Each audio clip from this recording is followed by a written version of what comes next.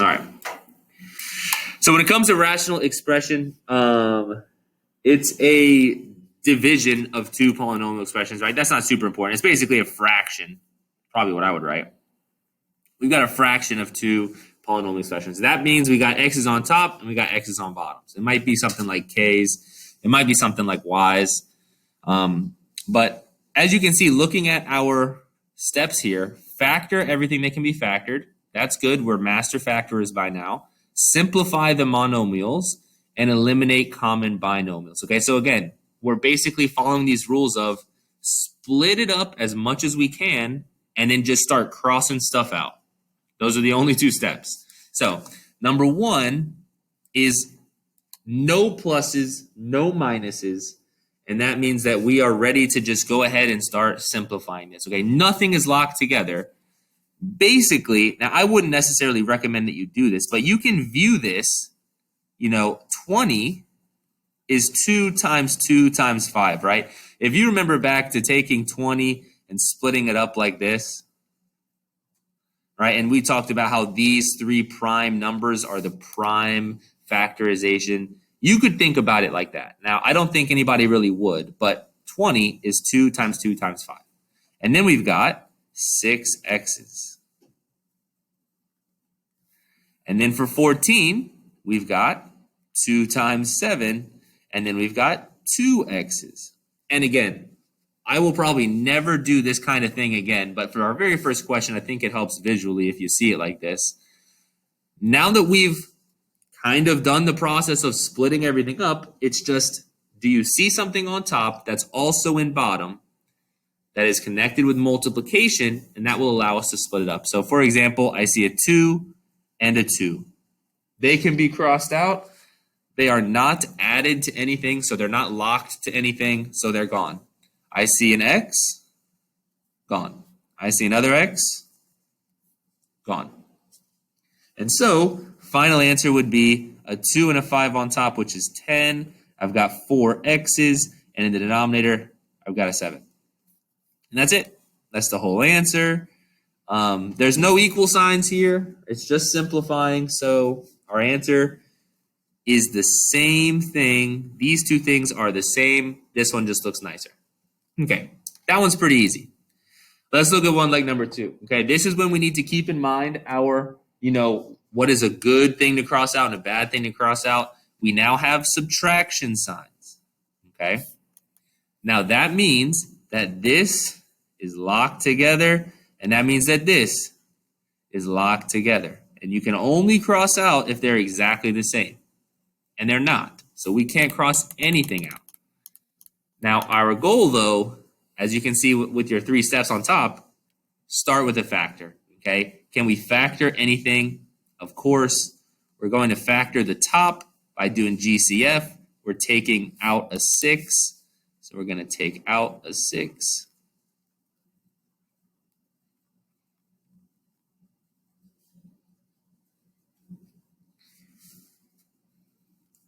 And this is where some of you are going to realize that you actually kind of like doing these questions, and some of you are going to realize you don't like doing these questions, but we see a k minus 6 in bottom, and we see that we're totally stuck, and some of you are going to realize, wait a second, that means there's probably k minus 6 hidden in the top that I can find if I do factoring, and you can start with that kind of hint.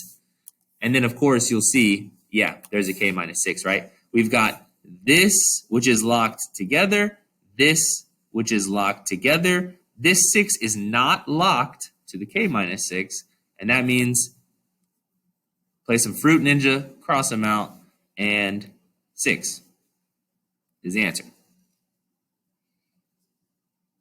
So again, do the factoring, factor as much as you can, and then cross out anything that's exactly the same. Make sure you're being super careful with the pluses and the minuses.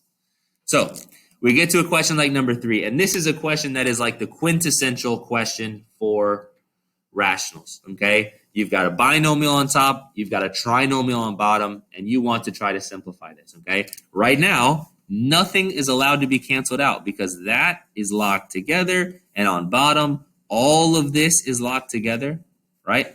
These two things are locked, and it's locked as a triple. So, of course, you guys are killing it this year. We're going to do a factoring. The top is not going anywhere, but the bottom is going to factor. Now, when we go to factor the bottom, and we get negative 48, we know we need opposite signs. Again, something that the really students who are really engaged and who are not sleepy and who are, killing it this week are going to realize, wait a second,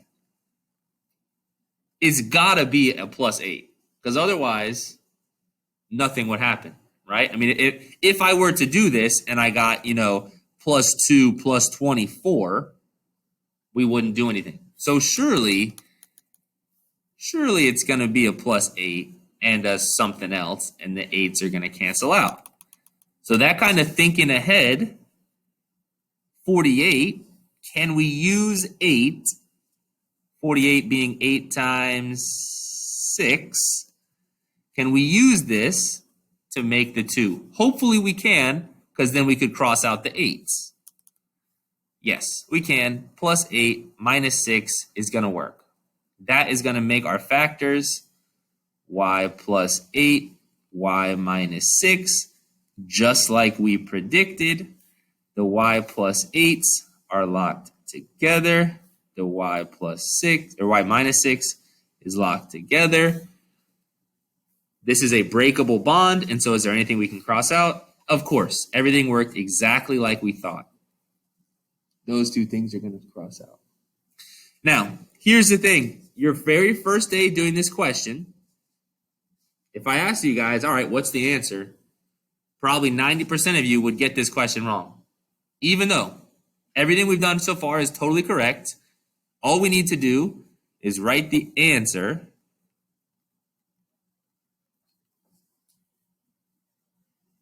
We still would choose the wrong answer, okay? And the reason is y minus 6 is the only thing left, right? This totally gone. This totally gone. Y minus 6, that's it. But y minus 6 is in the denominator. And it has to stay in the denominator, okay? Just because all the stuff on top went away doesn't mean that y minus 6 gets to teleport to the top, okay? Y minus 6 is still in the denominator, okay? And so that's one thing that you need to be a little careful of as you go to finish your answer, okay? Is everything where it started out, right? Nothing's going to be moving around. It's just a matter of crossing things out, not a whole lot of moving. So that would be our answer. This is totally correct. You do just need to be a little careful with that y minus 6. Okay, like I said, this is like a perfect test question. It's very simple, factor, cross out, but then it's got that one little extra bit. Okay. Number 4, then we're going to start skipping around a bit, I'm sure. Number 4, I don't see a whole lot of stuff that's going on. I can't predict a lot right now. Okay, I know that all of this is locked together and all of this is locked together. Obviously, nothing's crossing out yet. I need to do factoring. But I also see that I have a 2 out front of this r squared. That means I'm not allowed to do the shortcut factoring, which is going to mean I have to do grouping, which is going to be a little bit annoying. What I've actually recognized is that I can do GCF of the top and take out a 2. And so I'm going to go ahead and do that. I'm going to first take out a 2, and I'm going to have r squared minus r minus 20. On the bottom, I've only got one r, but I can also do a GCF down here. Okay, so I'm going to take out an 8 and be left over with r plus 4.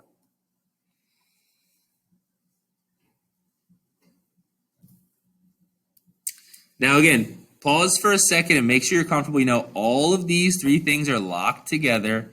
All of these 2 things are locked together. So I cannot just go and cross these r's out. That's not how it works. But these two numbers, these are fair game. These aren't locked to anything. So I could go ahead early and simplify these if I wanted. Okay, I could say that, this is a 2 and this is an 8, and both those can be divided by 2. And so I could go ahead and do a little simplification of those two numbers. That would be just a 4 left over on the bottom. And this is the same thing as the y minus 6, right? The 8's on the bottom, so 2/8 is the same thing as 1/4. I don't need to write the 1, though.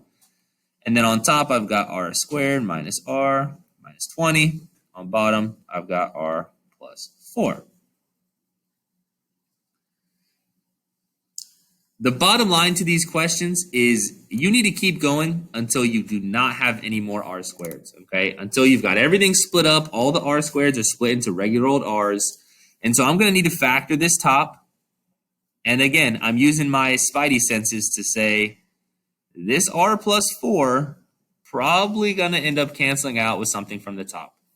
So I need to simplify that. I need to do a little factoring, minus 20, minus plus. I'm pretty sure it's a plus 4. So is it 4 times 5 to make 20? Yes, plus 4 minus 5 is going to work. So that means I'm going to get r plus 4, r minus 5 over 4 r plus 4. And again, that's locked together. That's locked together.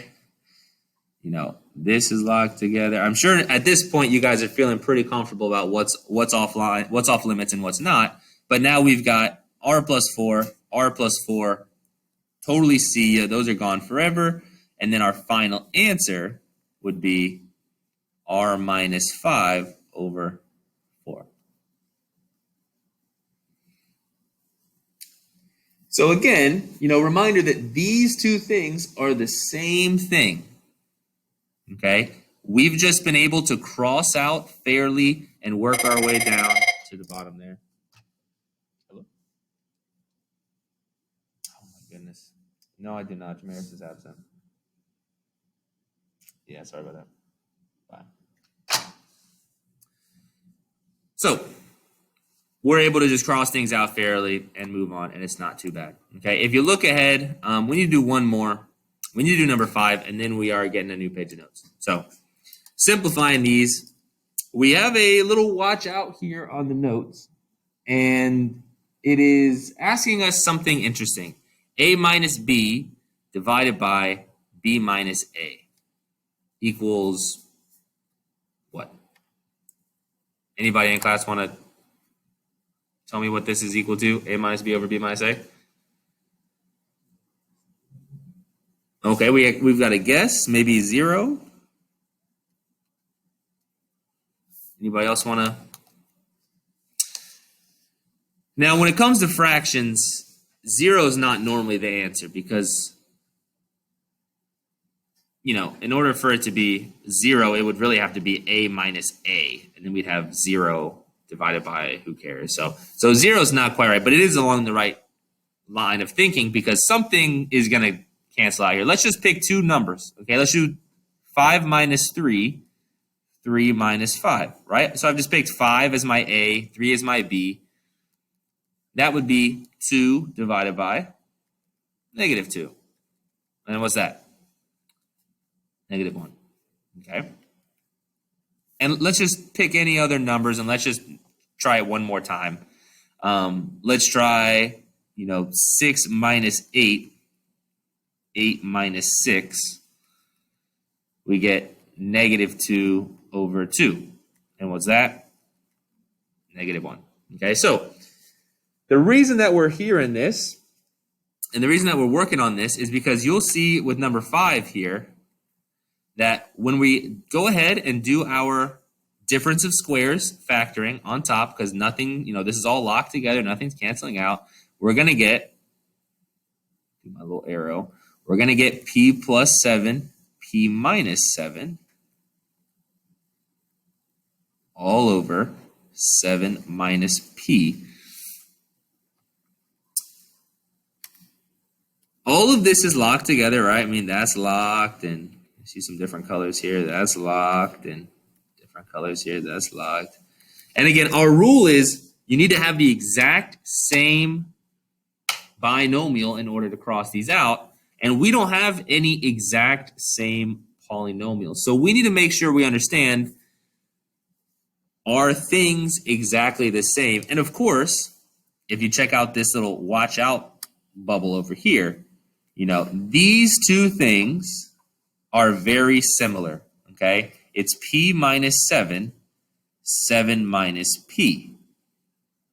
And if we look over here at our conversion, if you have these two things with the minuses, but their order is swapped, it's equal to -1. Okay, normally when we cross things out, they're equal to 1. So they just totally disappear. You know, if we have 5 plus x, 5 plus x, well, those are equal to 1, so they just totally disappear. But when we have something like this, that's equal to -1, and that means that we can cross them out, but they don't totally disappear. They leave behind this little -1, okay? Because they're not equal to nothing. They don't completely cross out. They cross out to this. And so our final answer would be p plus 7, right? That's this, the only thing left, the p plus 7, and the -1 that is left behind when we cross out those other things, okay? So, truthfully, you know, every week there's one small thing. When it was quadratics, it was the discriminant. When it was radicals, it was, hey, don't forget about fraction exponents, okay? This is the thing this week. Don't forget about this, okay? There will be a test question that asks you, and you have this kind of, you know, x minus 4, 4 minus x, and you need to know -1. So, that being said, that's it. You know, for number 6, we won't do it. You need to do a little GCF. You need to do a little GCF. Cross out what you can. For a question like number 7, this looks like you're going to have to do maybe a little GCF first, because I see 6, 8, and 2. But then this is going to leave behind a 3, so I'm still going to have to do grouping. Down here, if I take out a 2, it's going to be n squared minus 1, and I'm going to have to do difference of squares there as well. So a lot of factoring. Over here, I'm going to have to do a little GCF. And if we look at number 8 really quickly, like literally for 2 seconds, if I take out a 5 on top, I'm going to get 9 minus w, okay? And instantly, red flag, okay? I see this backwards subtraction thing. Normally we see w minus 9. Now we see 9 minus w. As soon as I see this, I'm thinking all the way back to this, right? All the way back to where it's equal to -1, okay? As soon as I see this, I'm thinking, be careful. Don't forget that if you happen to see w minus 9, that it would not cancel out completely. It would make a -1. So anytime you see this right away, you can think, okay, don't panic, but might have to do a little -1 cancel out. Anyways, that is the basics of simplifying rationals. Mostly it's just factor things and cross them out.